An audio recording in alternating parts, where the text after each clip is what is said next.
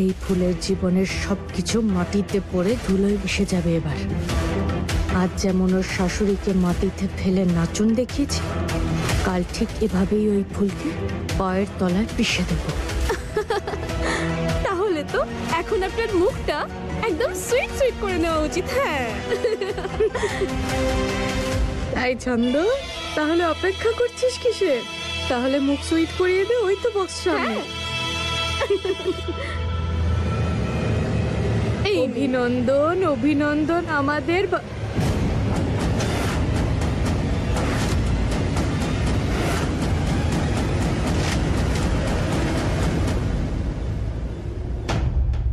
কোথায় গেল রিপোর্টটা? মিষ্টির বাক্সেই তো রেখেছিলাম।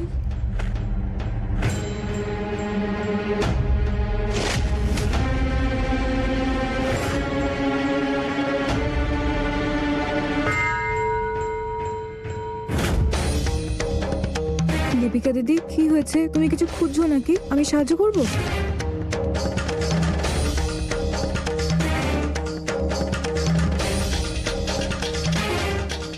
দীপিকা, কি করছো এখানে?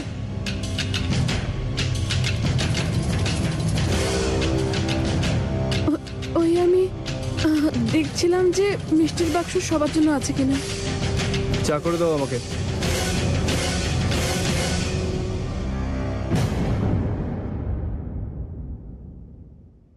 এতটা ঘাবড়ে ছিল কেন দীপিকা দিদি?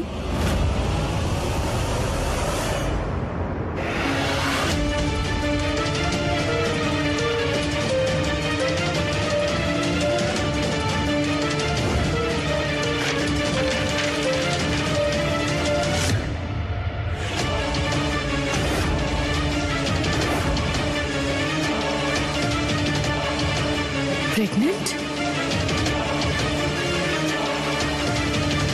এবারের কেউ প্রেগনেন্ট?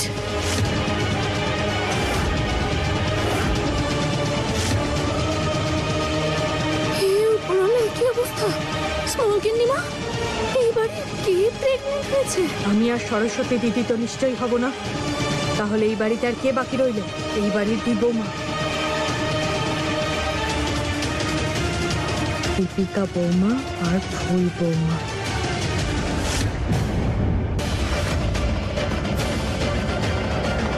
সমস্যা তো এটা যে যদি দুজনের মধ্যে কেউ প্রেগনেন্ট হয়, তাহলে এই কথাটাকে এইভাবে লুকোনোর মানেটা কি?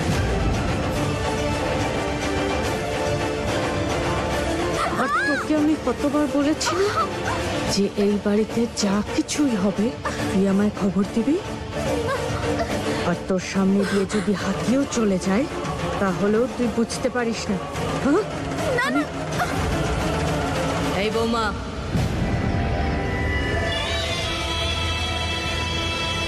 কোথায় পালাচ্ছ? এদিকে এসো।